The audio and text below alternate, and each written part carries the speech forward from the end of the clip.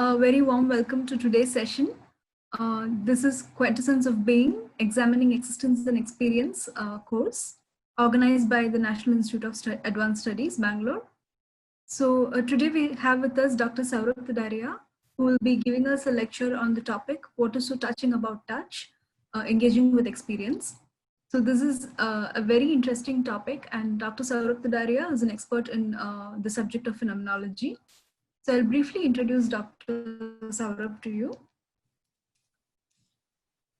Dr. Saurabh Tadaria has done his PhD from the Center of Philosophy, JNU. He has taught in Delhi University and has worked with the school children in various organizations. Currently, he is exploring the relationship between phenomenology and Kashmiri Shaivism in the Consciousness Studies program at NIAS. And in his free time, he loves to roam around in the Uttarakhand hills, his native place. So we would love to hear from you, sir. Over to you. Thank you, Meera, for the generous introduction. And I'm very thankful for her to give me the opportunity to share my research work with all you people there. So I would like to confess at the very beginning that this is a work in progress and it's part of my current engagement in NIAS with Kashmiri Shaivism and phenomenology. So I would very much like to welcome your critical comments and feedbacks because it will help me to improve it further. So now, so for today's talk would be, although the theme of the topic is general, that is what is so touching about the touch. But as I have written in my abstract, that it will be specifically explore the relationship between phenomenology, especially the phenomenology of Merleau-Ponty, his engagement with the body, with Kashmiri Shaivism, and that is to Vigyan Bhairav Tantra in Kashmiri Shaivism. So I hope to develop it in this talk. So I have made PPTs for that. So I would like to request Niharika Sharma, our doctor scholar.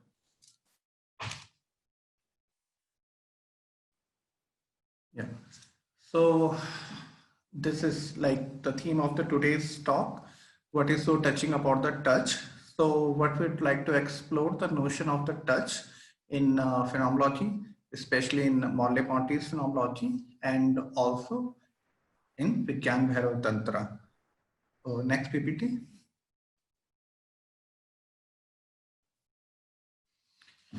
So this Western philosophy is basically criticized on the basis of the ocular centrism. So what is ocular centrism? It is said that throughout in the history of Western philosophy, with the exception of a few philosophers, there is an emphasis on the vision and eyes, because all with the examples would be object oriented, object centered. So there are few exceptions in this regard, like Husserl's analysis of melody or Heidegger's analysis of instrument, and there are some John Dewey and others who are in the pragmatic tradition. But nonetheless, there is the centrality of the visions and this vision and the eyes. And with that, there is also the negligence of body. Body has been constantly neglected in the history of the Western philosophy, but body has been the theme of the analysis, and the body has been mainly interpreted as an instrument, that this is only the instrument through which we get the sensations, but the real domain of the knowledge is in the mind, is in the concept. So these sensations are blind, then they are processed and then conceptualized. That is famous Kant's statement that sensation without concepts are blind, and concept without sensations are empty. So he tried to amalgamate between the conceptualist and empiricist. Yeah, next. So with Merleau-Ponty, we comes to the philosophy of body. First serious engagement with body in the history of Western philosophy, which he develops in his famous work, Phenomenology of Perception. So he argues that body is unlike any other object in the world. Body is not like, we should not understand the body as we understand the bottle, trees, and any other objects in the world. And it is not merely as an instrument, rather it provides us orientation in the world. For example, the space, which is the site of the orientation, how do we understand the space? Not as a geometrical measurement based or mathematical space, but more in the existential term, up, down, here, there, near, far. And how it is possible? Because we consider our body as the center of the space, what is called the 0 point, on the basis of which we orient and interpret the things at the near, far, up, down, and the orientations become possible. Next.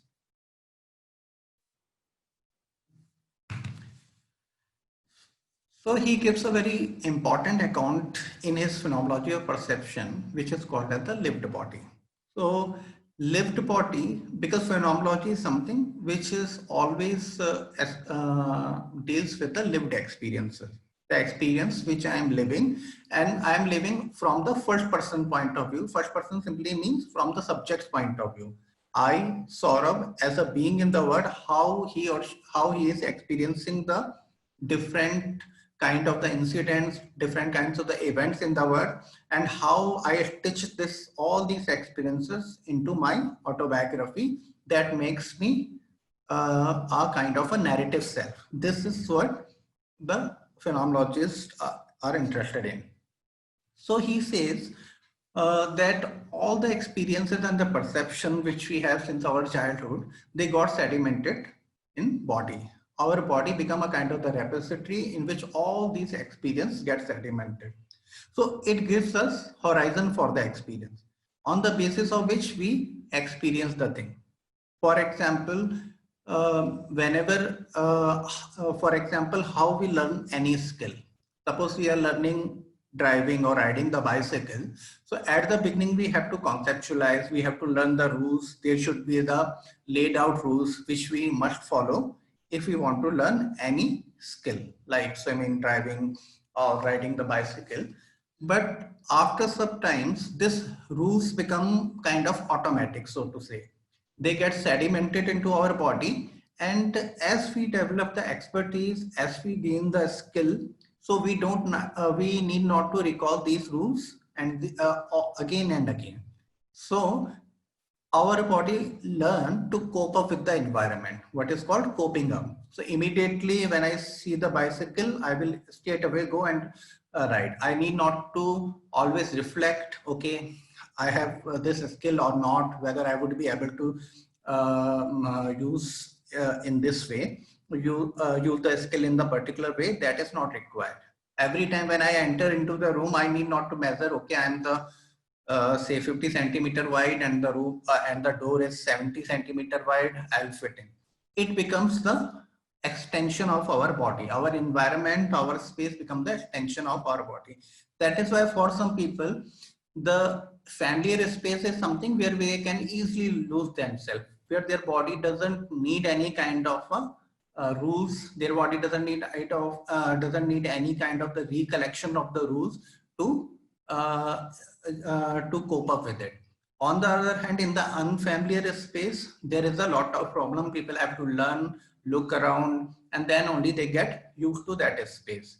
That is why a lot of the people who change the one city from the another city or come from the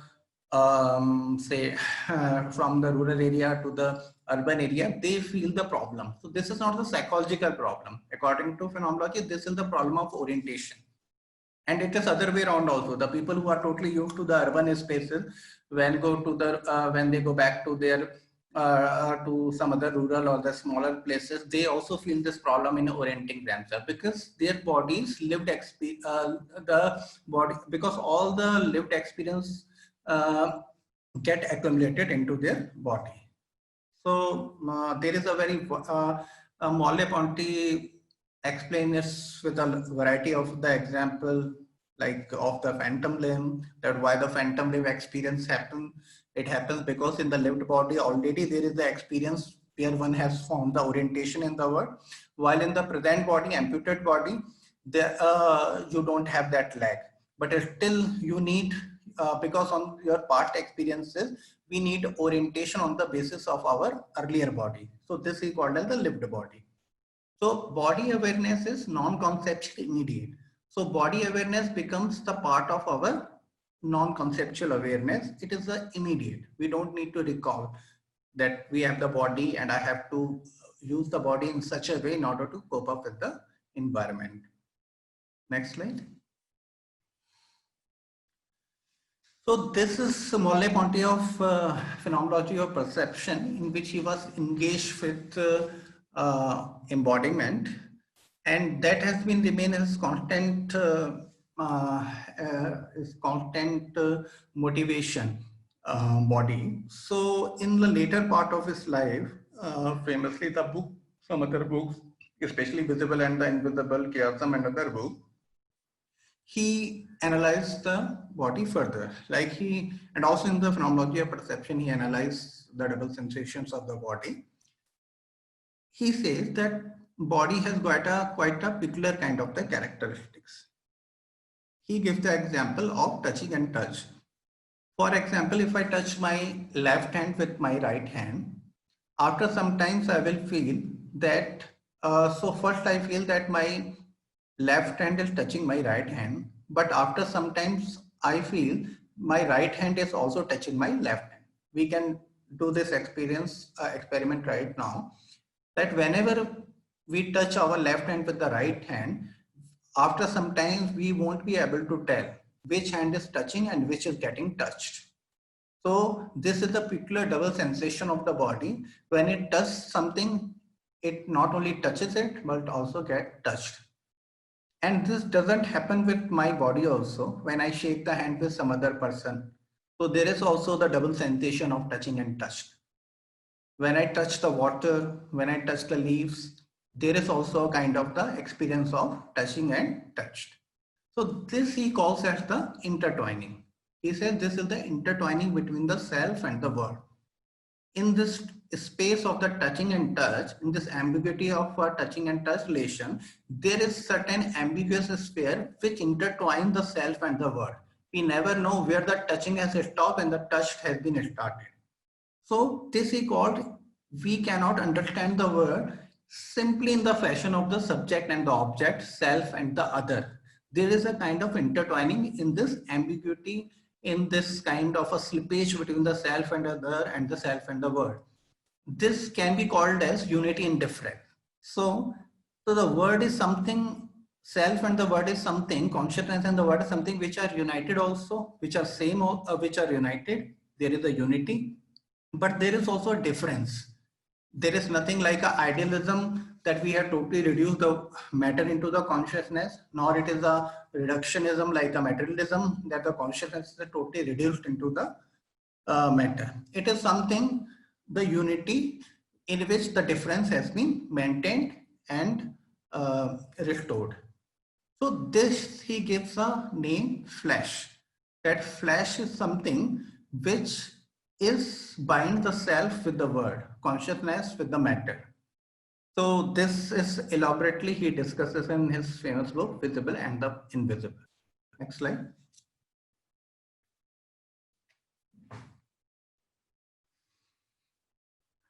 My left hand is, this is quote from his this book, Intertwining the Chiasm. My left hand is always on the verge of touching my right hand, touching the things, but I never reach coincidence. The coincidence eclipses at the moment of realization. And one of the two things always occurs. Either my right hand really passes over to the rank of touched, but then its hold on the word is interrupted. Or it remains its hold on the word, but then I do not really touch it. My right hand touching, I palpate with my left hand only its outer covering. I experience, and as often as I wish, the transition and the metamorphosis of the one experience into the other, and it is only as though the hinge between them, solid, unshakable, remain irremediably hidden from me. So this is what we have discussed in the previous slides, that in the double session, in the left hand touching the right hand, or I am touching somebody other's hand. So there is some kind of a hiddenness. There is some invisibility, which I can never name, I can never represent. Next slide. So now we come back to the, so now we should say that how Indian philosophy perceives the body. So this is a very large topic. So when I'm using the Indian philosophy here, so in this slide, it means mainly the Shad Darshana, because there is a lot of other kind of the schools of the Indian philosophy, which are not in Shad Darshana. But here I am mainly talking about Shad Darshana, 6 systems of Indian philosophy. So one of the main system of Indian philosophy, 6 schools of Indian philosophy, is Sankhya Darshana, which is given by Kapila. And his stature in Indian philosophy can be measured as in Bhagavad Gita, Shri Krishna says that Siddhanam Kapilo Muni, that I am a Kapil Rishi among the Siddhas. So basically, Sankhya proposes the dualism between the Prakriti and Purusha. Prakriti is inert Jada, and Purusha is the consciousness, Chaitanya. So these are the two principles dualists in Sankhya dualism.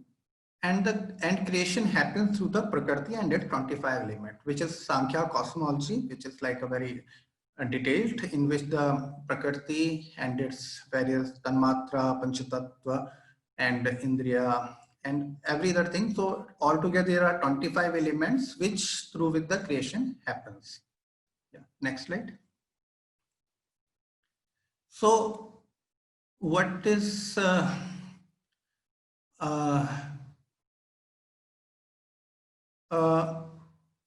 what is the notion of the liberation in in Sankhya philosophy?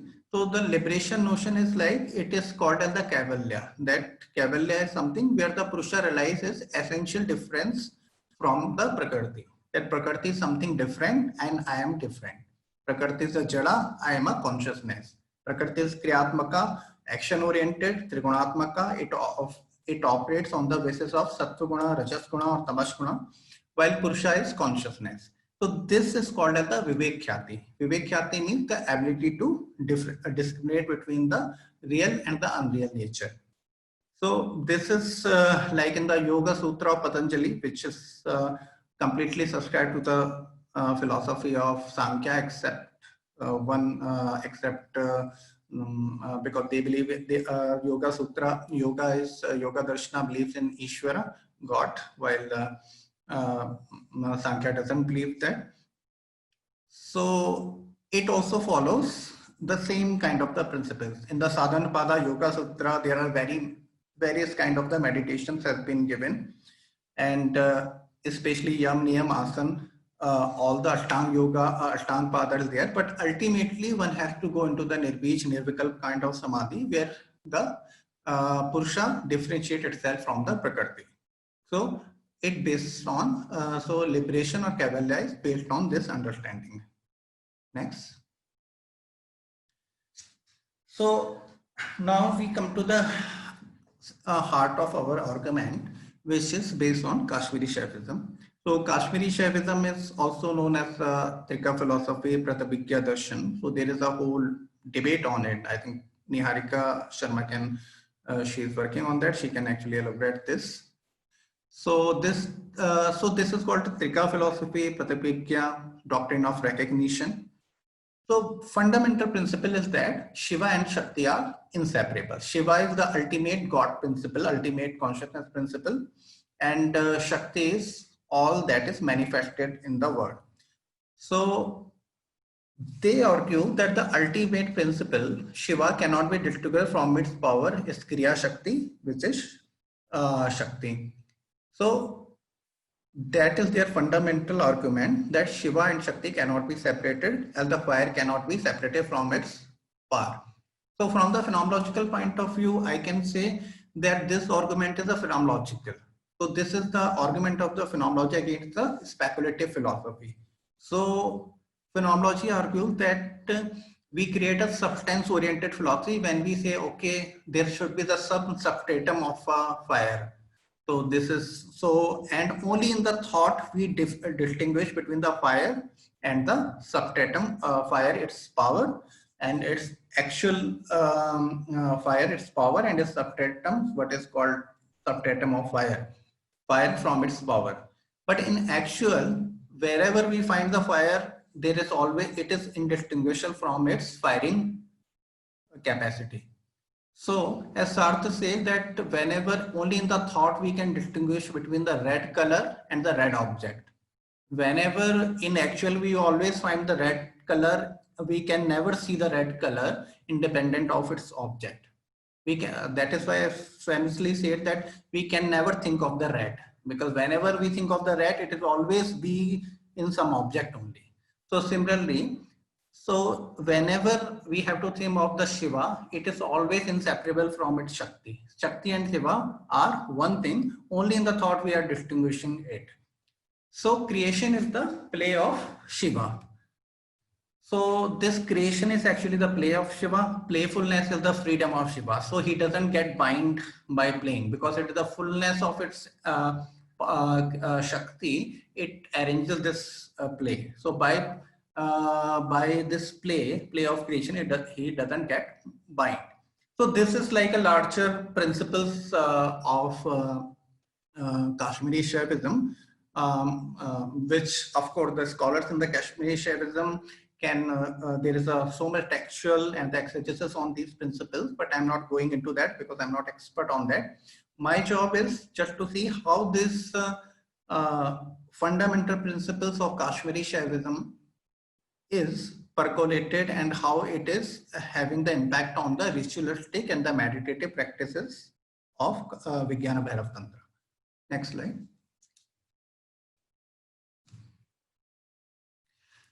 So the question comes that how this philosophical beliefs percolates in the meditation technique and rituals of Kashmiri Shaivism philosophy. So we have, like, on the one hand, because Kashmiri Shaivism is a tantric philosophy also, if I can use the term. So on the one hand, we have the texts like which are theoretical in nature, philosophical in nature, and these texts are commented by many scholars like Avinav Gupta and the others. It requires like a lot of hermeneutical and the exegesis. On the other hand, because it is also a practice-oriented philosophy, so we have the Agam Shastra also, in which there are Vijnana Bhairav Tantras and other. So in this talk, we are dealing with the Vijnana Bhairav Tantra. So this Vijnana Bhairav Tantra is basically the samvad or the dialogue between Shiva and Parvati, where Parvati asked the Lord Shiva, as he is conceived in this dialogue, about what is the way of overcoming the ignorance and getting the ultimate knowledge. So here Shiva gives the 112 techniques in Vijnana Bhairav Tantra. So what is interesting in this technique, there is the affirmation of the word and its elements, which is like quite stunning actually, because it is not like the Vichar mark where the Prakriti is hindrance. For example, in most of the Advaita practices, Advaita meditation, there is a following of the Vichar mark, where a person says that I'm not this body, I'm not the mind, I'm not this thought, and he kind of distinguish himself from all the manifestation of the Prakriti and come back to the consciousness, come back to the self. So this is Vichar Marga. Or even in like many kind of the yoga practices also, these kinds of different kind of the meditation practices are there, where you like feel that, okay, there is a Kundalini which is getting up and all that. Of course, in the Buddhist meditation techniques, like in mindfulness, Vipassana, there is a kind of affirmation of the body and its senses. Especially they affirm the like breathing, affirm the body and its sensation. But in general, in the Vichar Marga, there is a kind of a distinct in their meditation techniques also. There is a kind of Prakriti is considered as the hindrance, and one has to go back to the self. So this is very much like evident in the meditation practices of Vichar Marga. So, but in Vigyan Bhairava Tantra, transcendence is thought through the senses. Here the Prakriti is affirmed and the transcendence or coming out from the empirical self is thought through the senses. So it affirms the senses and the word rather than denying it. Next slide. So some of these meditation, so when I was reading this Vigyan Bhairav Tantra, so some of which actually attracted me is uh, like altogether different nature of the meditation techniques they have, what has been actually like in the mainstream philosophy.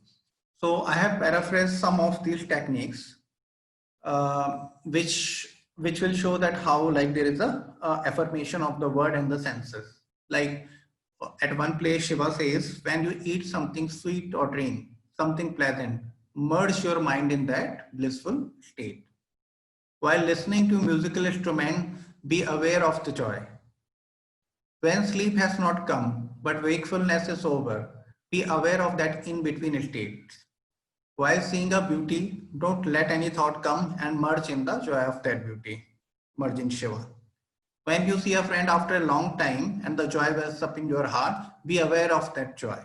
So like this, there are other kind of the meditation techniques which are like when you're lying on the sofa or on your bed, feel that you are like lying on nothing. Or while you are traveling in some like a moving vehicle, so you have to think that you are think of the in between states. So like there are many interesting techniques are there. So the point is that when I was analyzing these meditation techniques, that in all these meditation techniques there is the affirmation of the senses, affirmation of the word. So the person who is drinking or eating something or listening to something, so these kind of the instances of the senses is not denied as a maya, is not denied as something unreal, but are affirmed. And through this affirmation, the transcendence happen. As he says that when you're listening to the musical instrument, be aware of the joy. And why this happens? Because in principle, Kashmiri Shaivism believe that there is no difference between the Shiva and its Shakti. So it is very possible that through the manifestation of the Shiva, that is through its Shakti, through this word and the various kind of the manifestation of senses, there is the possibility of the transcendence. So the transcendence is possible through the word also. Next slide.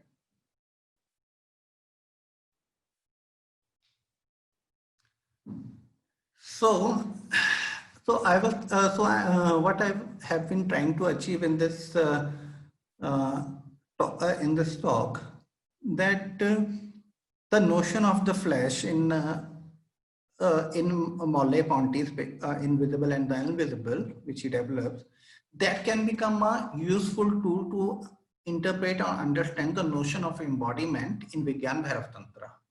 So in Vigyan Bhairav Tantra, the body can be interpreted as the flesh. So remember, we talked about the flesh is something which has the double sensation of touching and the touch, of seeing and being seen. And also this flesh has the characteristic that there is the ambiguity. Because when I touch the hand of some other person, or when I like touch leaf or the water, so there is the ambiguity. There is something is visible, something I can know that I am touching, but there is some place, there is ambiguity, but where I cannot say where this touching is ended and the touch has been started. So there is a space of ambiguity. So this ambiguity, according to Merleau-Ponty, another philosopher, does not let me to objectify the other or the nature or anything for that matter. So object is not object which can be objectified. Rather, it is something, the flesh, which intertwines between myself. So interestingly, I find that in Vigyan Bhairav Tantra, the embodiment also gets same kind of the stature in its meditation techniques. So So this is based on their philosophical belief that the unity of Shiva Shakti is maintained without effacing their difference. So there is a kind of the unity in difference. It is neither idealism nor materialism, neither one reducing into the another. It is something maintaining the unity. It is the maintaining the unity and retaining their difference. So this is what playfulness is there, and the word becomes the source of transcendence. So this is the shift from the subject object self other to the mystical oneness of the consciousness and the world. So word or this prakriti, or what we can say the Shakti, become the source of transcendence, where one can come out of its dichotomy or the duality of the subject binaries of the subject object self other, and this is kind of the mystical oneness and the consciousness of the world. But this oneness is interesting because this oneness is only a name, because there is a difference also, there is the ambiguity, so it never reduce into the oneness like a identity. So this is only the name actually, this oneness difference, because of the shortage, because of the mystical nature of this relationship. Next slide. So for it is unfortunate that Merleau-Ponty, this visible and the invisible was the posthumous published work of Merleau-Ponty, and he actually come out of the metaphysical notions which reduce anything into an entity like self or subject object. He totally want to come out of this vocabulary and want to affirm the mystical and the kind of the inexplicable unity of the self and the world. But unfortunately, he died, and this also we get is posthumously posthumous. So all his work is posthumously published. But nonetheless, it has been the it has been very much popular and like the source of much interpretation and exegesis. So, but this is there that Merleau-Ponty flash shows the essential unity of the self and the world. So he uses the word like intertwining, chiasm, and all that. That there is the kind of the essential unity of the self and the world. But this unity is not something like oneness. It is something different. It is retaining the difference at the same time one. So this transcendence is possible through the flesh, as the other always remain invisible and the source of mystery. So that is why he is interested in the flesh, because through the notion of the flesh, through the notion of the invisible and this chiasm, there is that we can never objectify the things and the other in the world, and they always eludes our full grabbing or the grasping. That is why this mystery always help us to come out of our empirical self or our being in the world. So there is something, so the transcendence is possible in that. So now the thing is that why have what is my purpose of relating, say, phenomenologies, especially Merleau-Ponty notion of flesh with Kashmiri Shaism? What is like the trigger? What is the like the necessity of that? This is because in contemporary philosophy we have this debate on transcendence, because after because the especially after Heidegger, this is over. We never think, okay, man is something which is got the universal essence. We always think, okay, every human being is situated in the world. There is nothing like we can jump out of our skin and have some like a universal essence. But at the same time, it poses the problem. This means we are also determined by our past and our culture. So what is that? So if you don't consider something universal essence, that what is the guarantee that you can come out of your situatedness and think something new? So this newness, this novelty has been always problem in contemporary philosophy, because yeah, so like, so there is always like contemporary philosophers that tries to come out of this through their, so the basic two trends are there, that in Heidegger, Levinas, Derrida, Jean-Luc Marion, they think transcend through the negative theology. So they think of the transcendence, okay, we are located, situated in the world, but there is something called the being other or the God, which is negative theology. It cannot be named. It is something which is alterity, beyond ourselves, but this beyondness, because this beyondness will help us to come out of our situatedness. So this is called they think of the transcendence through that. While on the other hand, there are some other philosophers like Nietzsche, Foucault, Butler, Judith Butler, and also Deleuze also come in that. They deny transcendence. They say, "Oh, look, we don't believe in the transcendence, that there is something. We have to like drop all this notion of the being, other, God, alterity, because it is something like nostalgia." And they affirm transgression. They say, okay, because there is nothing like beyond. So they follow the Nietzsche's basic principle. Okay, you have to affirm what is here. So you transgress yours to the transgression. So this is famous Nietzsche's diagnosis principle in one of the famous book, Birth of the Tragedy. And then Foucault talks about the technologies of the self. Okay, we don't have any universal essence. We are being in the world. We are like a interpenetrated by the subject, by the power discourses. But still, there are the technology of the self. Through the different kind of the relation, you can renew yourself. You can enjoy. You can transgress what is the status quo. And Butler talks about the performativity. That self is nothing like essence, but what you perform. So you have to perform new. So I think that Vigyan Bhairav Tantra thinks of the transcendence, but in altogether different way. Like Derrida, like Heidegger's Levinas, Derrida doesn't think of transcendence through something negative theology, nor it deny the transcendence like Nietzsche, Foucault, and all that. It think of the transcendence by affirming the flesh of the body. That you have affirmed the senses, you have affirmed the word there. And this affirmation can bring the transcendence, not through the abstract philosophy, okay, there is the ultimate essence out of the word and all that. So that is why this is called the affirmation of the transcendence has to be think through the immanence. And I think one of the contemporary feminist philosopher, Louise Iri Gray, thinks in that direction, and her works are seminal and like the ethics of sexual difference, elemental passion, on East and West, and she has done a lot of work in like on Eastern philosophies also, in the sense of how the feminist, how the female is thought in terms of divinity in the Eastern religions, which is away from the patriarchal Christian notion.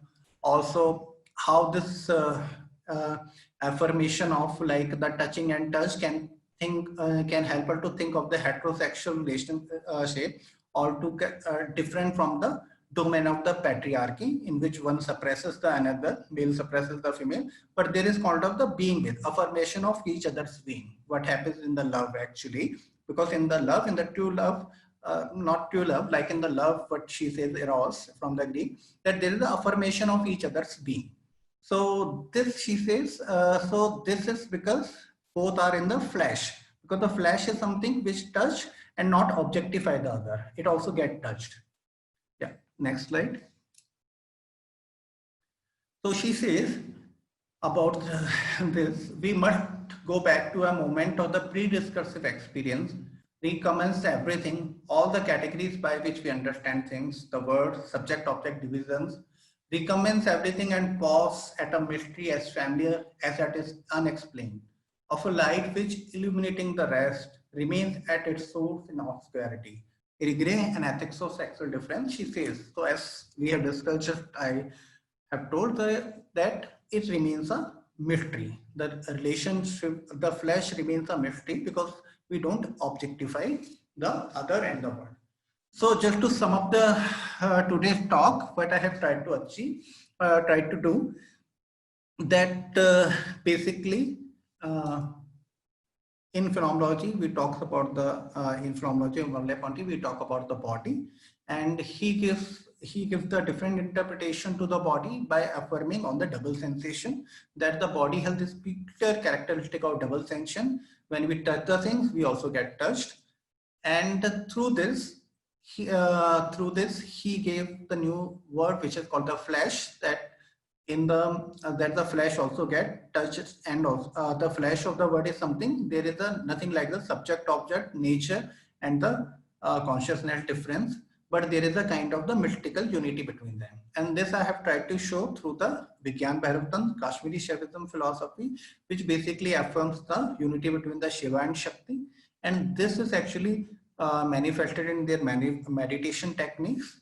So that was my aim.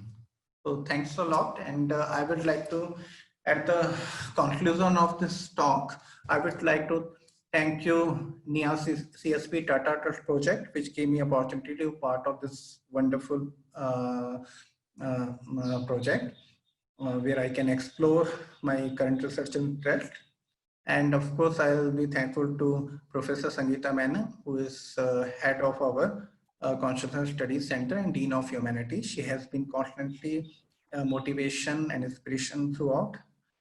Dr. Shankar Racharaman, who is a colleague and inspiring teacher, as well as a great scholar of a Kashmiri Shaivism and a Sanskrit scholar. So I have learned and still learning a lot from him.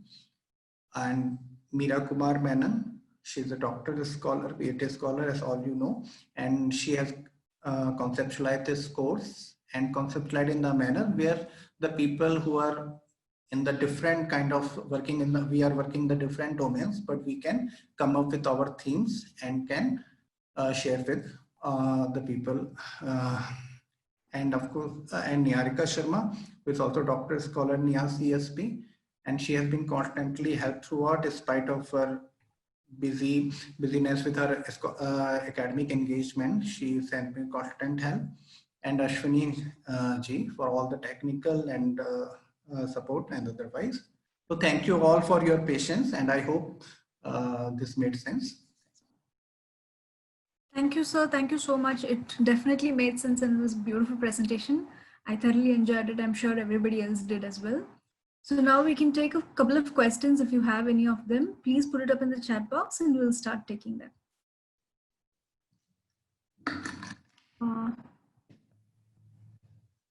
Or you can also alternatively just raise your hands and we can have your questions.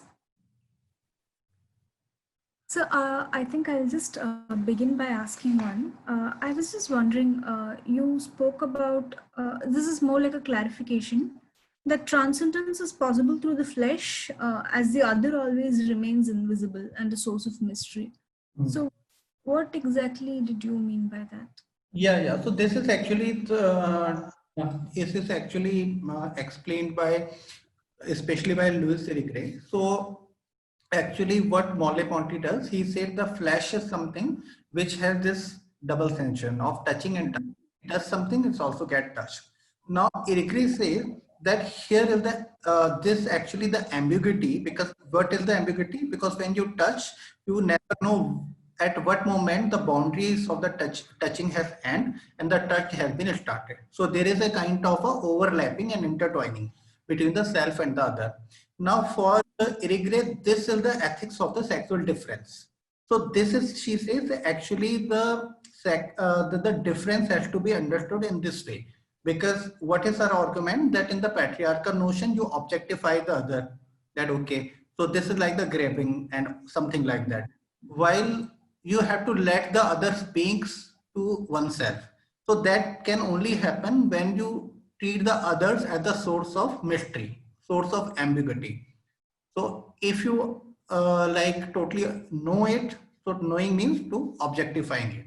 So there is something like the mysterious in the being of some other person, hence it always invites for the new kind of the interpretation. Otherwise what happens, we all have the image of like some general image of some other person, of some other, like he's a woman, he's a Muslim, he's a Hindu or whatever, and with that general image we all become the particulars of that general image. Here it's the singularity of the person, it remains mystical because of the very embodied relationship of our being. So this is what she says, that this remains the source of ambiguity in this touching touch relationship. So at this point, we are really talking about like one, like say one person holding his or her own hand, or we are talking about like touch in terms of another person touching you or something like that? Yeah, so in this particular example, when Irigaray talks about, she talks especially in the terms of the male-female relationship. What Merleau talks about, he talks about the left hand touching right hand, or any person touching another hand. His larger point is giving the ontology of the flesh. Ontology of the flesh is that the ambiguity will always remain a kind of centrality to the flesh. Will always be ambiguity. Now, Irigaray extended to the feminism. She says we have to think of the feminism in this relationship, where there is a kind of a, when in the heterosexual relationship, there should be the ambiguity of the difference. The difference has to be restored, not the appropriation of the other by any kind of the mean. Because I was asking in the context of a healing touch, maybe we can talk about and discuss it. Yeah, definitely. So we'll take some other questions. Dilip HR has a question. Can you explain the concept of moksha in Kashmiri Shaivism? Dilip, are you here? Yeah, I think Niharika can explain it better, but I can only give the preliminary things that because I'm not expert in the the philosophical texts of Shaivism. Mainly, I have dealt with this this practical, like the practice-oriented text. But in general, like a very general definition of moksha is what they call the doctrine of recognition, pratibhigya, that we are all Shiva, we have to just to recognize it. So this recognition comes. So the recognition of this, that I am the Shiva. So this is the moksha. So that is like a larger definition of moksha. But of course, there are details which I don't think I would be able to elaborate. Thank you. Niharika, by any chance, do you want to say something? Yeah, that would be helpful. I would the simplest way that I can explain what moksha liberation here is that you are, for example, you are an actor in a play. Okay, when you have the awareness that you are an actor, for example, your name is Ram, you have the awareness that you're Ram and you're just playing this character. So it's just like the awareness of that I, the sense of Ramness is in you, and you just do your task of playing whatever, or saying the dialogues or enacting whatever the play requires you to, and you exit it without getting mixed into the play. So it just, liberation is just that you know what you are, and you just still do everything and come out of it.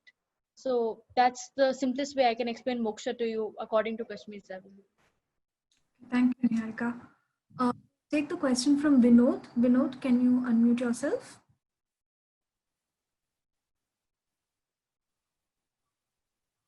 Also, it will be great if we can see you when you're asking the questions. Vinod, are you here? Yeah. Okay. So can you see me? And is it audible? Yeah, it's audible. Yeah. Okay. So I'm from my specialization is strategic management, but now I'm exploring philosophy. And in today's session, so at one slide, there was a discussion on Patanjali Yoga Sutra. So I found that very interesting, and like I would like to explore more on Indian philosophies, like the concept of Shiva, Shakti, and Prakriti, Purusha.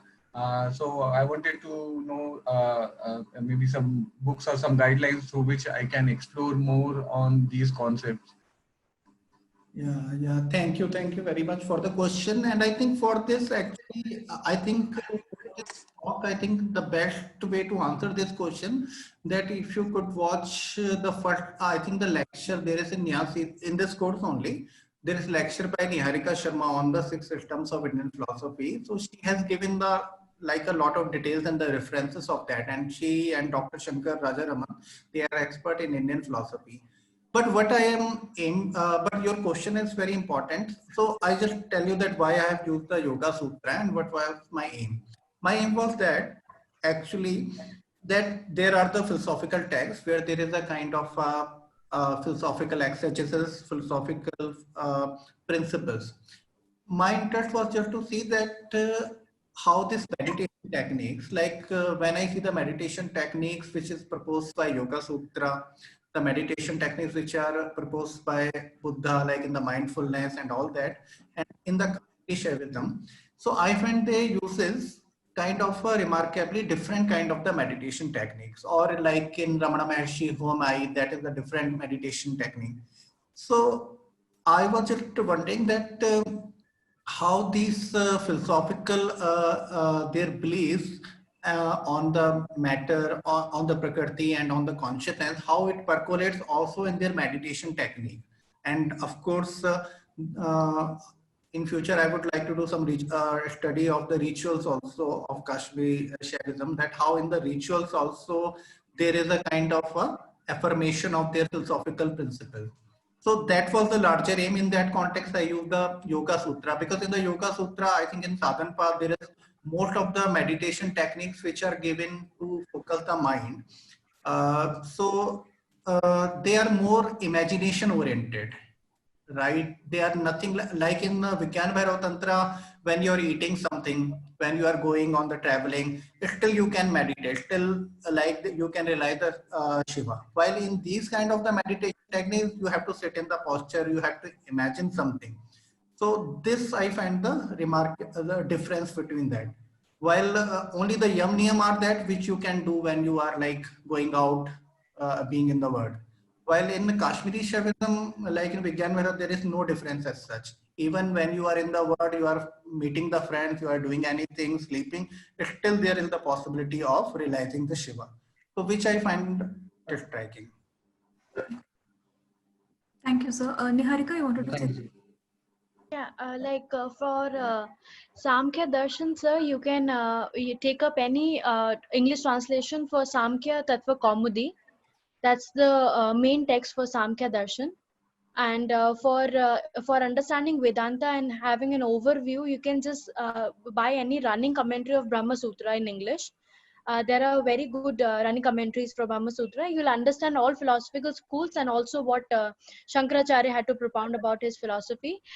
And for Kashmir Shaivism, you can go with R.K. Kaul's book or Kamlakar Mishra's book or any translations by Jaydev Singh. They're easily available if you want to look for such things. Yeah, thank you. I will explore these books. Yeah, thank you. Thank you. Thank you, all of you. We will take a question from Amrita Ali now. Amrita, you can ask a question. Yeah, hi, sir. Thank you for your explaining your work and your insights.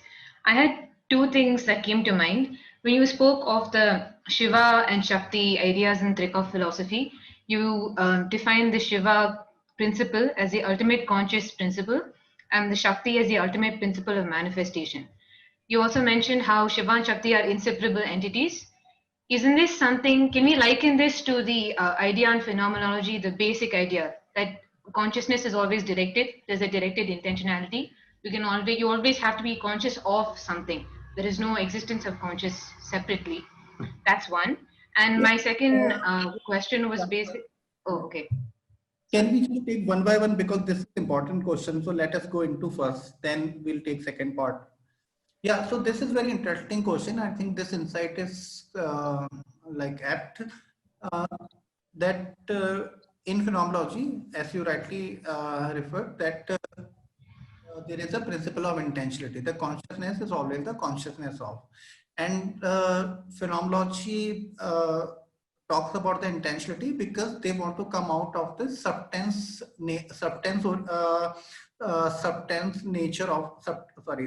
oriented nature of consciousness. That consciousness is something which is existing in itself by itself. So they said, no, whenever you think of the consciousness, you always find it is associated with the word directed. It is directed towards some other things, like to the some mental feelings or to the object in the world. So there can be a, as you said, that inseparability of Shiva Shakti, there can be a kind of the convergence which one can research on, that that Shiva or the ultimate consciousness, it should not be seen something which is like existing in itself or by itself only, and doesn't it's power, which is power means you have to like exhibit the power. It should be oriented towards the outside. So it is not something the hindrance to Shiva. Like it is one with the Shiva. So wherever the Shiva, so the creation would be the inextricable nature of Shiva. So wherever the Shiva, so it would be with Shakti. It will be always intended towards some other things or to. But again, there is a problem. on the theological term, because I think Niharika again can correct me on that, because there is also a belief in Kashmiri Shaivism that there is no other than Shiva, because whatever it is orienting it to also the Shiva. So this only in the thought we difference between the Shiva, Shakti, self and other, which in phenomenology there would be the difference actually, because for them there is a word outside also. So that would be the larger difference. But yes, as a method of consciousness, there can be the convergences. I feel so. Thank you, sir. Question, Amrita? Yeah, another. Could you unmute yourself? Yeah, thank you for your answer. So my second, it's not really a question, I suppose it's more of a discussion, which was that this idea of an ambiguity between touched and being touched, that if I'm pronouncing his name right, Morley Pointy came up with. This ambiguity is something you can really experience it in this particular instance of the touching experience, the tactile experience. But when you come to, if you extend it to sight or vision, or if you extend it to other more fundamental subjective sensations that we have, say awareness. So you know, how do I feel that I'm aware and as well as being aware at the same time? It's harder to have that experience in those modalities, and it's easier to have it in tactile sensations. So maybe the meditative practices that you spoke of are doing exactly that. The idea is to train yourself to be able to experience this ambiguity and also in other dimensions. So you talked about, you know, when you listen to music, find the joy, be in the experience and find the joy in the experience. Is there any information in the text? Is there any, you know, can we interpret it, or is there any clue that this is what they're trying to do, that you have to get to this ambiguity in order to understand or transcend that this is the essential nature of the world? So yeah. Yeah. So interestingly, this is also like both of these things also taken. Of course, it is in the text also in Vigyan Bhairav Tantra, but also in Morley Ponty, he not only talks about of course, the touching is the central to his philosophy, but he also talks about the vision, because he says, when I see something, so I also see and also being seen, especially like with the relationship with the other. So when I see some person and also I'm being seen by that other person. So there is a kind of the reversibility of the glance also, especially like to use like in the many kind of, but this is not the gaze actually, right? What to start talk about the gaze. So it is not the gaze. This is just like the mutually enabling kind of the relationship in which one see and also feel that one is being seen, So yeah, so that is in Morley Ponty, and especially his book like Eye and Mind, and especially with reference to the paintings he has done like analysis of them. And in like Vigyan Bhairav Tantra, yeah. So in Vigyan Bhairav Tantra, I think everything is used. Like you see a beautiful object, you see a beautiful flower, and then you get the joy, you become one with that. Then he also like for the touch, when you eat something while you are moving. So they uses, I think, each and every kind of the senses. Like one meditation technique, you just even when the sky is without any clouds, blue sky is there. So just without any thought, without any kind of predicative thinking, without any kind of the judgment, just see that. So these kind of the things are there actually. So which open the zone of ambiguity. I feel, I don't know, I was talking to Shankar, Dr. Shankar also today. They say that there is a difference between the, because whenever Vigyan Bhairav Tantra talks about the in-between states, they say that suppose if I'm taking the breath, so when I'm breathing in and breathing out, so there is a gap actually. So they say that we have to aware of this in between and this gap. Similarly, whenever I was speaking some words, so there is also gap between these words. So we have to aware of that. So this is very potent kind of a space. So this actually I find interesting between the Morley Ponty, because when he talks about the ambiguity between the touching and the touched, so this ambiguity is something which cannot be put in this or that relationship. So this is basically what he called the chiasm depth. So I find that something similar is happening between that, which is very potent. Yeah. Thank you, sir. Now I don't see any further questions, but if at all you have more questions, please feel free to ask them in the chat box, which WhatsApp chat box, which will be opening up. So I think that sort of brings us to the conclusion of this session. So thank you very much, Saurabh sir, and I have to thank Dr. Sangeeta Menon also for giving us this opportunity to conceptualize and make this course happen. And also, as always, to Niharika and Ashwini and Abhishek for making this happen. So thank you all of you. And our next class will be on how does Ayurveda understand existence and being? Perspectives from a long distance lens. This will be given by Dr. Pooja Gautama. She is an Ayurvedic doctor and also a PhD scholar with NIAS CSP. So we look forward to all of you participating in the next lecture as well. It is on 8th. Yeah, Niharika, you wanted to say something? Just a minute. Someone wants to share something. Oh, yeah, sure. Hi. So be, yeah. Yeah, this is Sovia. So I wanted to. Please It's go not ahead. I wanted to share something. So I was reading this article by Yedna Yegen Doglu. She's a Turkish scholar, and she talks about the appropriation of veiled bodies by colonial feminists, so to say, the Western feminists, and how they have wrongly understood the veil that Muslim women wear. So while Sir was delivering his talk, I was also thrown into thinking about veil as something that at some point of time embodies the subjectivity of women. So it's a very interesting way to think about the veil. So veil is not something that is outside of your body, but also something that is inside, right? So it's, and then of course she critiques the colonial feminists when they try to see remove this veil, unveil the woman and make her visible. And and then she takes us to the discussion of power and knowledge, the nexus between power and knowledge that Foucault talks about. So only when you make something visible do you create knowledge about it, and then you kind of make it available for some kind of exploitation, right? So she also refers to Derrida's understanding of the hymen, something that is both inside and outside. So it is that in between space, right, which if I might borrow some language from Sir, which is that ambiguous space in itself, right? So creates that ambiguity. So there were a lot of linkages between what Sir was saying and what I was reading in the morning. So I thought it would be useful to share it. Yeah, Thank you, Subia, for that comment. yeah. So would you like to respond to it, or? Yeah, just forward a few. Yeah, so that is interesting about the veiled because, of course, about this veil in Islam and with Muslim women, I more read in the context of the multiculturalism, especially the politics of recognition and all that. But this is a new interpretation because I never thought, that is why in this thought always the new things come.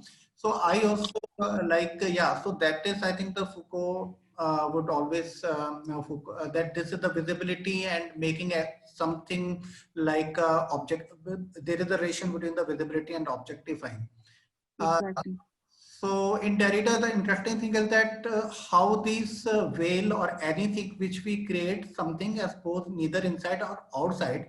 Only one thing is interesting. I think one we have to use while using Derrida and all Merleau-Ponty, that it has to deconstruct something, because there is something it will hollow out, like the way it will hollow out the Western framework, liberal framework, or any kind of the patriarchal framework. So how it will do that? So that would be the interesting thing to do. Yeah. So that is what come to mind. Thank you so much, sir. Thank you, everybody. So with that, we come to the end of this lecture. And since I've already thanked everyone, just once more for formality's sake, I'll thank you everyone for being here, and please do attend the next lecture. So we'll see you then. Thank you.